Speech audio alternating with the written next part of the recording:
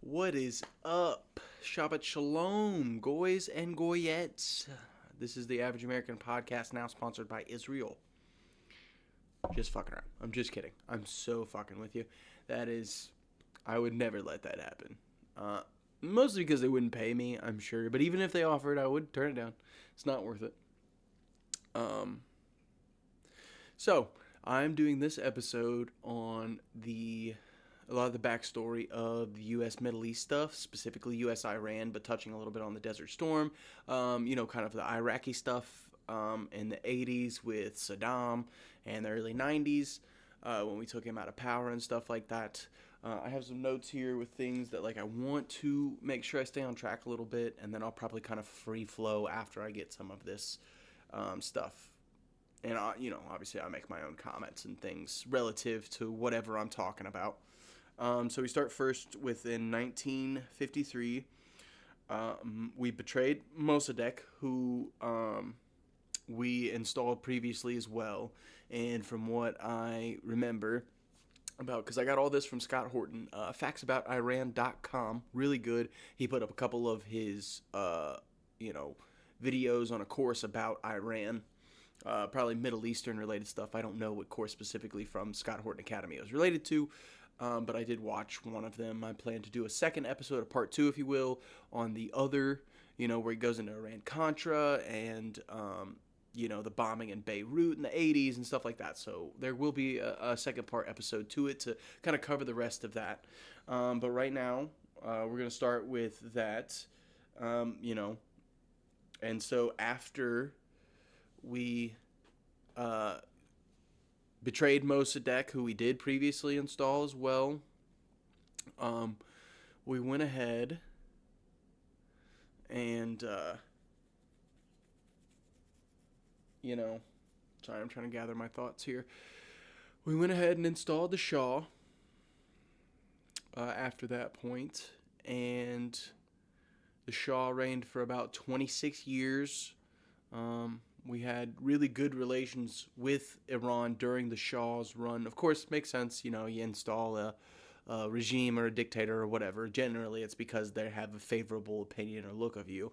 I want to point out that Mossadegh was trying to take more of a percentage of oil profits. Some said he was trying to socialize or nationalize their oil, and make it a country wealth-producing thing. And we were like, fuck that, can't have none of that shit. So went ahead and got him the fuck up out of there, brought in the Shah. And see, the Shah is the guy you'll see these very liberal looking kind of Western philosophy photos of women who weren't in hijabs and, weren't held down by religious ideologies related to Islamic conventionalism. Excuse me. But that doesn't say much for the people of Iran, because if you go back and look at the Shah, and people will talk about it, it was a very brutal reign by the Shah over the people of Iran. I mean, he murdered political opponents.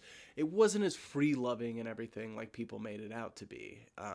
It wasn't like this guy was fucking killing it as far as for his people. It was just kind of one of those things where I don't think the people had the power at the time to rise up. Which, kind of brings us to the next phase of that. And I want to point out that we've been meddling in Middle East affairs for a really long fucking time. Pretty much since the creation of Israel, maybe shortly after, but even, I think maybe before. I can't be 100% certain on that. Scott Horton has been great on foreign policy for, 20 plus years, two almost 3 decades. He knows more about this than anyone else, I would say. So if you really, really want to dig deep into the details like I did, this is a cursory look, an overview, if you will, to kind of summarize the Iran-U.S. relationship and the Middle East conflicts that we participated in from 1953 all the way up until Herbert Walker, which was the early 90s, who he took over after Reagan. That's Bush Sr. Then go watch the facts about Iran.com, which I highly recommend you do anyway. Scott's so good on all that stuff. Really knows names and dates and corrects himself if he's incorrect and all that kind of stuff. So check that out too. But I'm going to give you an idea of what you should expect in that. And so we go into um, the Carter hosts the Shaw in 1978. Uh, both presidents oversaw. I can't read my own fucking writing. Isn't that spectacular? It's fine. That seems appropriate. I don't know what the point I was relating to that.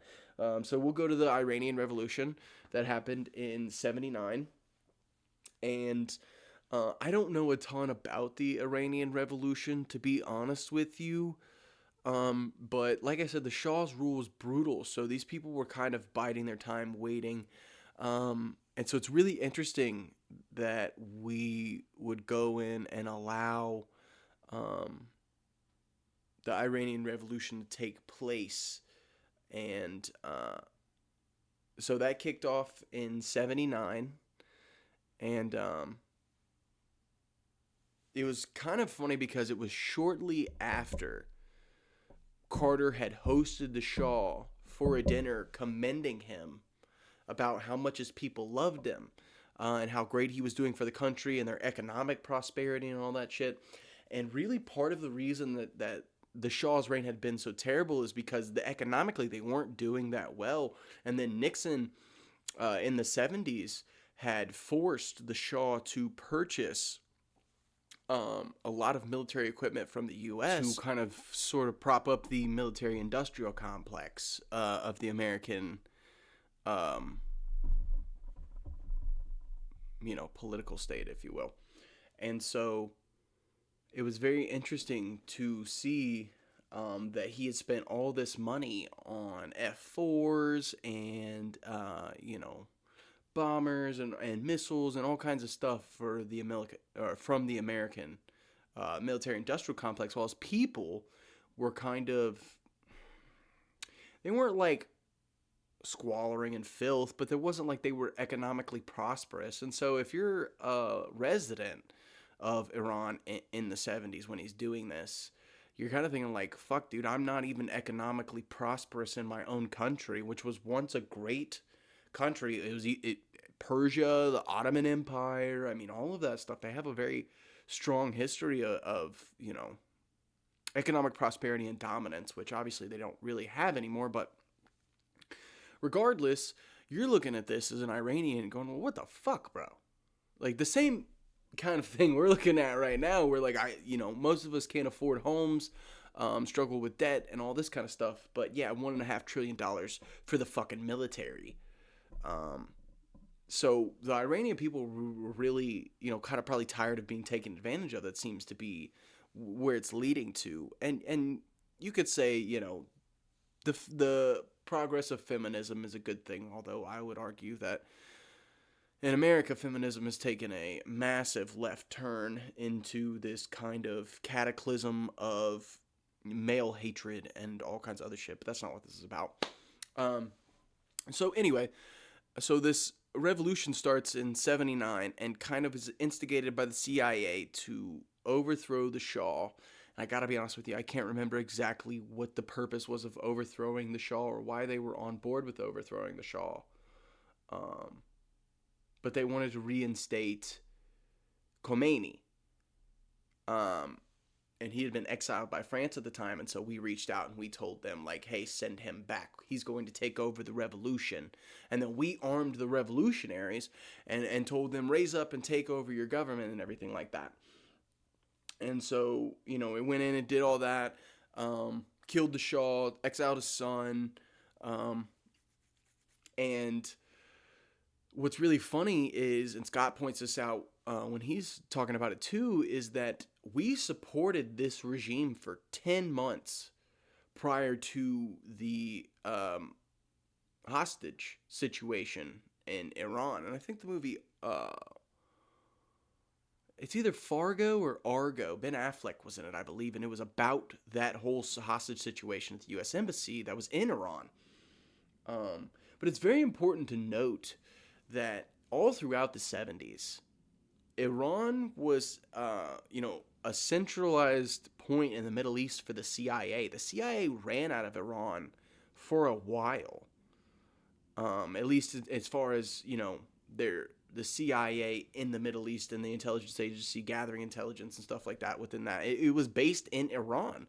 Um, but I don't think that they foresaw this hostage situation when they, attacked the U.S. Embassy and took people and soldiers hostage and all that kind of stuff. But there was Israel was getting along with them. Iran was getting along with Israel. We were getting along with Iran and the Khomeini regime until they attacked the U.S. Embassy, which then caused Carter to flip, kind of had to in the public eye.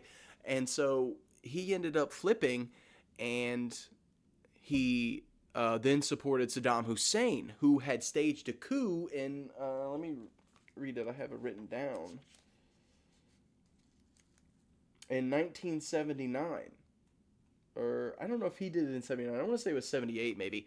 But he was the second in command of his regime, and he overthrew their dictator, whose name I don't know at the time. But so Saddam came into power, and then shortly after that, he decided to go to war with Iran in 1980.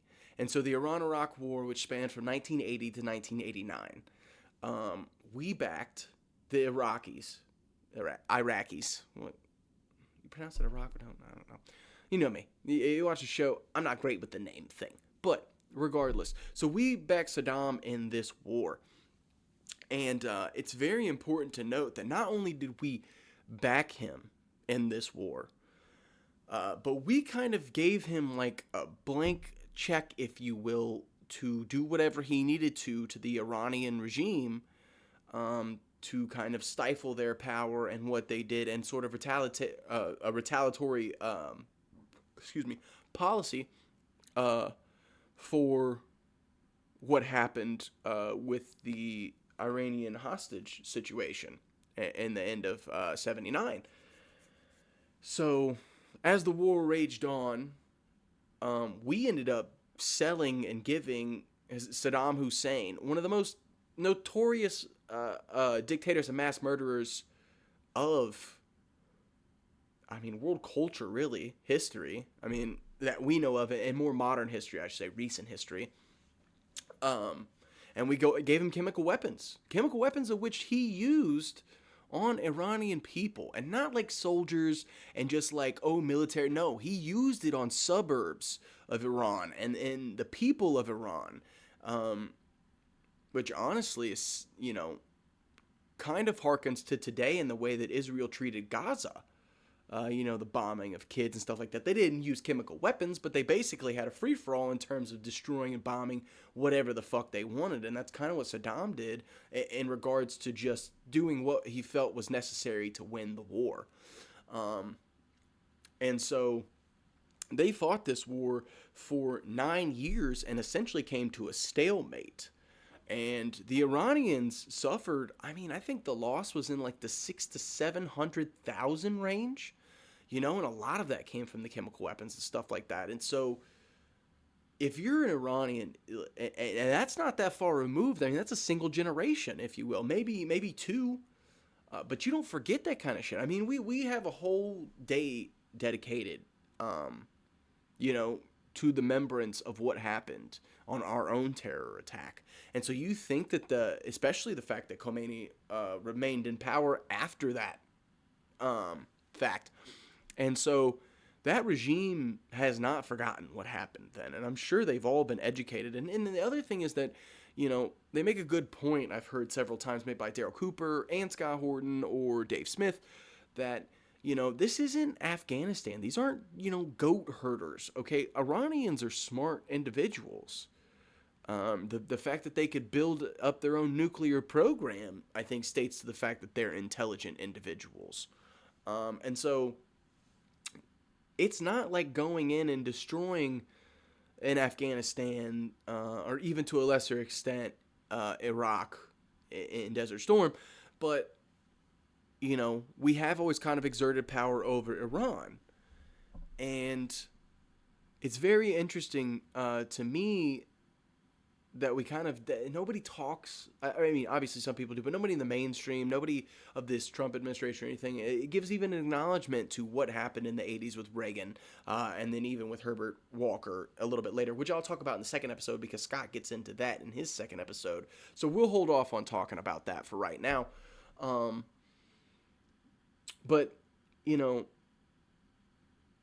there's this thing where, and I have to say this for me personally, is that like I see it on social media, and who knows about how much of it is real and how much of it isn't, but it's absolutely fucking disgusting.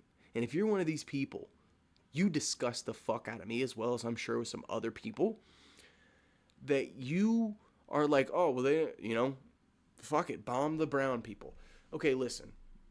I've been very adamant on here how much I love America, and I think that patriotism is great and we should love our country, okay? But that's the same way the Iranian people feel about their country. Yeah, they don't like the government, but would you feel the same way if someone came in here and tried to, usurp American politics and plant in a president? No, we wouldn't fucking stand for that. So it's the same thing. Yeah, the Iranians know their government's not good. Okay, we know our government's not good. But the same way we wouldn't allow another country, say a China or a Russia, to come in and fucking, kill our leader and then fucking, put in a new leader, that one that they're friendly with, and will give them, friendly policies and shit like that.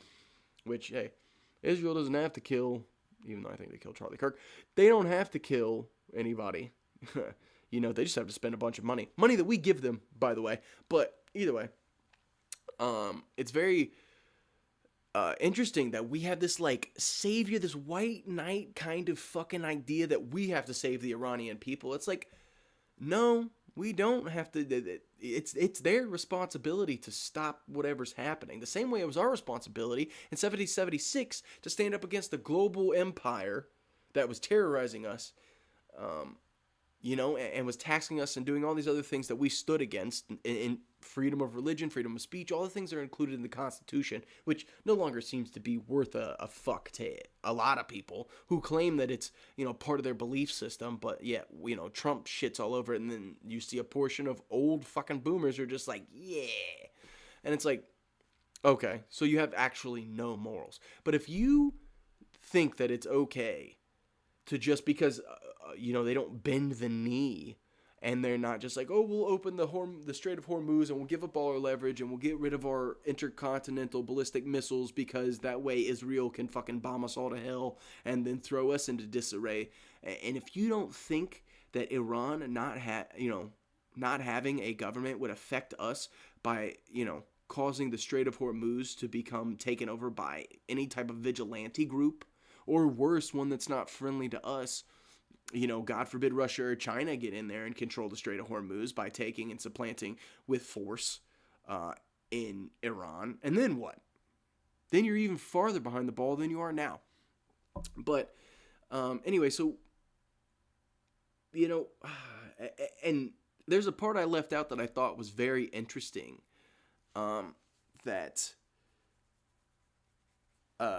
there's a video of after Saddam Hussein took over that he just starts naming people, and then they're taking them out back and shooting them that were part of the regime that he was a part of but were previously beholden to his leader that he then overthrew. And so this was the kind of guy that they were talking about, and we ended up choosing sides with him. And then later on, when they went to invade Kuwait, we basically sat down with him, and I can't remember the woman's name, but she was under the U.S. press secretary. I could be getting that wrong. I need to go back and watch it again to have the exact details on it. Anyway, there's a woman who spoke with Saddam and basically told him, like, listen, we don't want to have to fucking come in here and get involved in this. And, it was one of those things where we kind of almost gave him permission to go ahead and invade Kuwait and take part of it for, whatever they wanted, or at least that's how it could have been interpreted. And then, it's very interesting that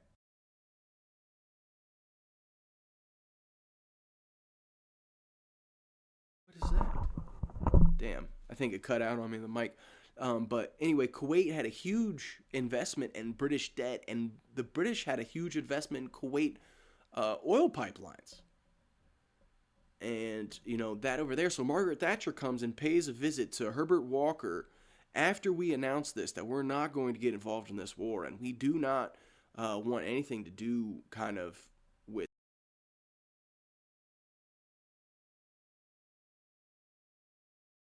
It's like now we can go back to being a nation amongst nations, and we don't have to do this and all this kind of stuff. And this rhetoric had been repeated by many, but there were still neocons and warhawks that existed within the Conservative Party that would like to see us continue on the war path. And it's hard not to think that Christian Zionism didn't play a part in this at the time too, but maybe it just wasn't as prevalent or relative of the time. I haven't heard anybody talk about it, but I'd be hard-pressed not to think that it was at least a little bit contributory considering the situation we sit in now. However, Margaret Thatcher came and paid Herbert Walker, a visit and was basically like, don't you bitch out on me now. Don't you fucking be a weak little bitch, dude. You go in there and you fucking stop them from doing that shit. And see, if Herbert Walker was a smart man, he would have said, I'm not going to get bossed around by the empire we broke apart from. Okay, you no longer have control over what we do. And I say that we do not do this because we get sucked into another war in the Middle East, and that's going to be a fucking problem for us. Now, granted, Desert Storm did not end up being a problem for us. And it actually probably went exactly as they had hoped and really renewed the confidence in the American people that our military's badass, we can do what we want, and fuck you for thinking otherwise. But anyway, so he turned around and said, well, after claiming that we weren't going to do this war, that actually, no, we can't stand for this, and we can't let Saddam do this in Kuwait. So we go in there and we do Operation Desert Storm, or Desert Shield. I think it was Desert Storm. It might be known by both. I'm not 100% sure what the difference is, so don't quote me on that. Maybe someone could provide, in the comments, the difference or what it is. But anyway, so all of this is happening, and at the same time, you've got this new Iranian regime that's kind of sort of trying to establish itself, and we'll get, like I said, we'll get more into it on the next part about exactly, the Iran-Contras, the bombing in Beirut, like all that stuff, and we'll lead up to current history and how it relates to current history and the Iran stuff that's going on right now. But so we did Desert Storm, right? And we went in 100 hours. We had ground troops, I think it was, and then that was all it took for us to essentially force the Iraqi forces to surrender. And so super successful in terms of that. But there was, and Scott talks about it. And listen, I wasn't born then. I'm only 30. I was born in 95. So I wasn't around. I'm taking secondhand notes from a guy that I really trust to be, he was alive during this time. But they used sort of a propagandic video footage of these smart bombs. And apparently these smart bombs, would go into chimneys and like they were only killing, bad people. But the reality is that was only 2 to 3% of what we were dropping. The rest of it was regular old bombs, Vietnam B-52, brrrah, drop it out, destroy an entire section. So the idea that we were only killing the bad guys, which, hey, America's always the good guy. To the victor go the spoils, right? The victor's always write the history, or so to speak. It's interesting, though, in the age of the internet, we have history to recent history to look back on that was actually documented on every side. And so we have points of contention that we can dispute this thing that we didn't used to have, when our parents were growing up, when it was just whatever Walter Cronkite said on the fucking news, or whatever news anchor said, like, oh, this is how it is. So I do find that to be a refreshing thing here, that we can kind of do this, hindsight review and revisionist history and hold these people accountable for things they did in the past. But anyway, so they had painted it like, oh, we kicked ass, we only killed bad guys, when really that was not the case. And there were, probably Kuwaiti citizens, a lot of them that were killed, and Iraqi, probably non-militants, if you want to say it that way, maybe medical personnel or maintenance workers or things like that, which are, if you're one of those people, could say is fair game because they're part of the war. Okay, sure, but when you talk about non-militant individuals who are simply assessing, damage, that being either medical staff or maintenance, you start to get into a kind of a gray area.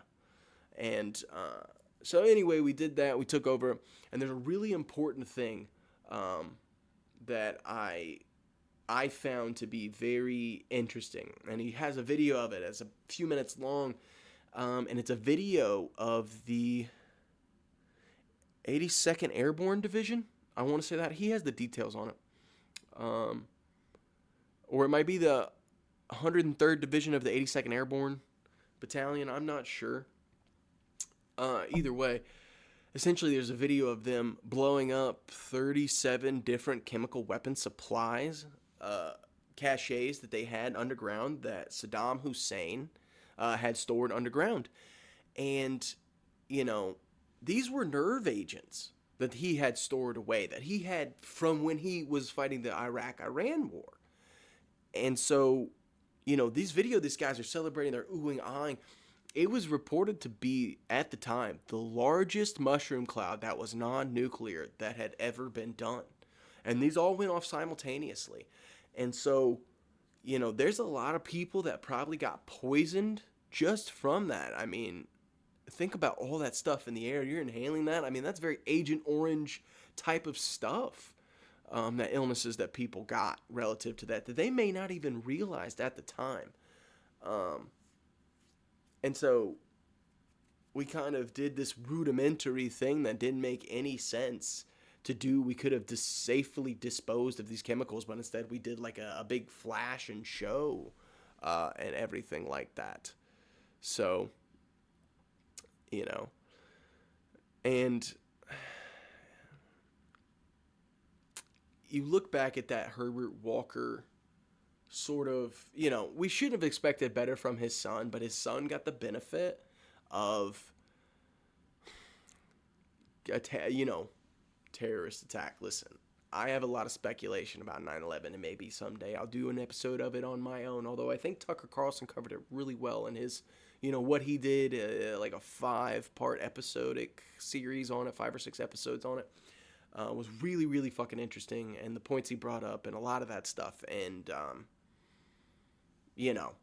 I highly recommend, if you're someone who's interested in it, at least go listen to him. Even if you don't like Tucker Carlson, information is information. He's an investigative journalist first before he is whoever else he is. And he can say whatever he wants about his Christian beliefs, and I respect it. But I think ultimately his curiosity is what provides him the ability to be a good journalist, as do any other journalists or people who seek out knowledge. But anyway, Herbert Walker didn't have that. But what he did have was on the back of Reagan, being such a successful, we see how trickle-down economics works now, but it was always a short-sighted, successful, short-term prosperity situation. But so he kind of rode those coattails, and that's what he got elected off of, was the Republican success of the 80s. And Reagan's 2 terms. And, then he had this war that really didn't last very long and made us look bad fucking ass. And American pride was back, baby. Fuck yeah. Kick the shit out of the brownies. Bring our boys home with a fucking victory. I mean, it couldn't have been more wrapped up and bowed for the American government to kind of keep pushing this military-industrial complex, and the neocons could not have asked for a better outcome. Unfortunately, they're not very smart, and they pushed for many more clearly awful wars. Iraq War II, so to speak. So that kind of blew up in their face. But we've always had this ever since the creation of Israel. We've always had this really I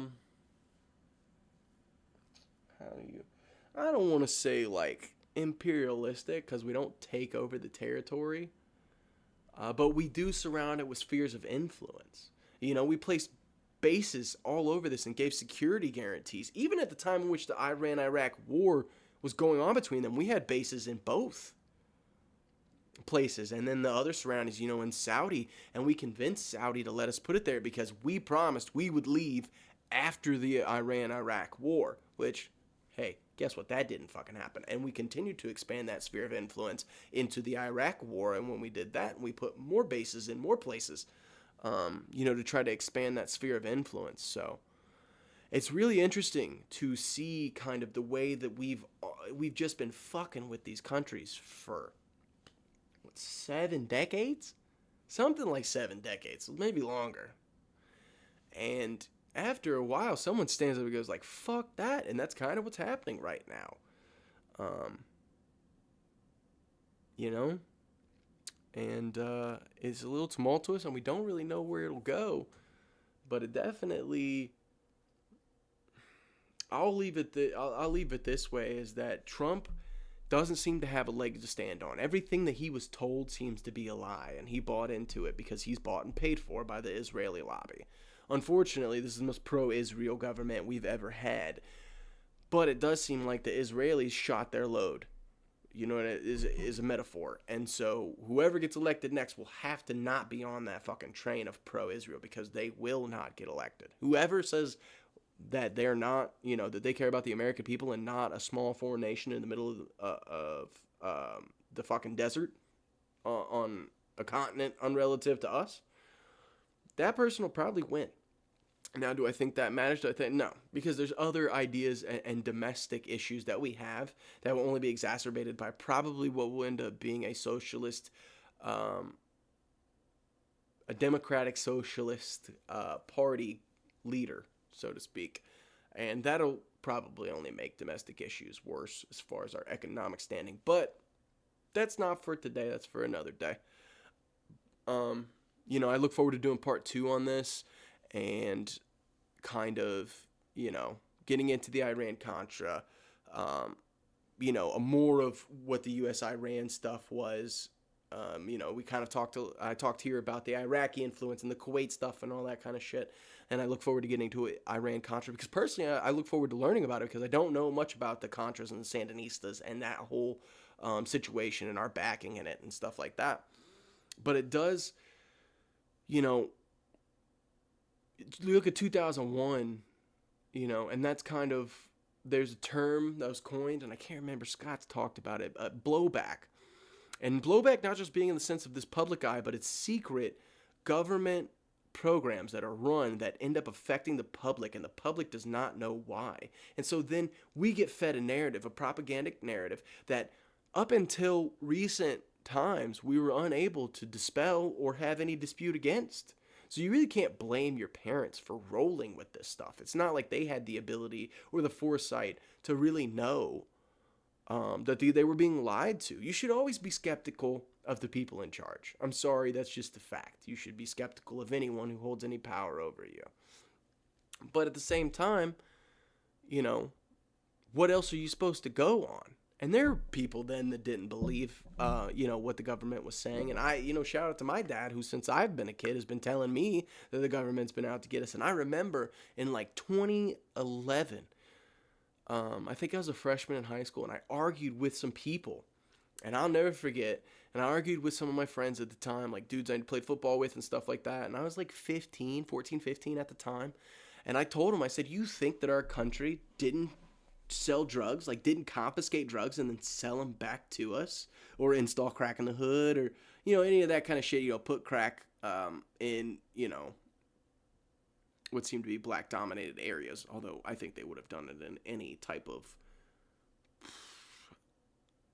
lesser equitable areas.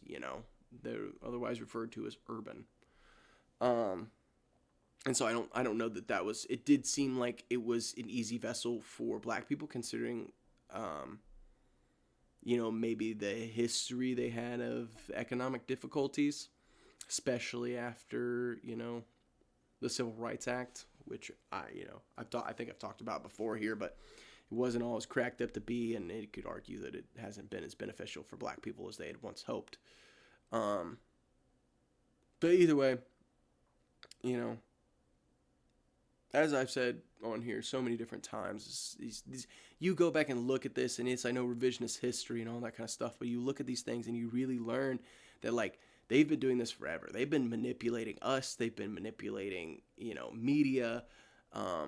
And I was talking about my brother about it earlier, and it does seem kind of fucking weird that a lot of people of power and influence are Jewish individuals. That seems kind of fucking weird to me. A lot of, see if I can get that video I saw earlier about all the people related to the CDC stuff that were Jewish. And then Larry Fink and the World Economic Forum contains a lot of Jewish individuals. And listen, I don't want to sit here and say that, like, Jews as a whole are responsible for all of these issues that we have, but it does seem to be something. I mean, you get kicked out of 109 countries, and what does that mean for you? I mean, what does that say about you as a people, and the fact that, like, usury is not okay? If you don't know what usury is, lending money at an interest rate, which, ultimately is not the worst idea ever, but it is how they got in a sphere of influence and ended up taking over a lot of economies and got kicked out of different kingdoms and countries over the years. So, it does make you wonder. It does make you speculate about some things. But either way, that's the first episode, and that's kind of the cursory, surface level understanding I've gotten of, the Iran-Iraq war, what we did with Mossadegh and installing the Shah and then bringing in Khomeini and all the stuff I talked about here. I look forward to doing episode 2. And the Iran-Contra stuff.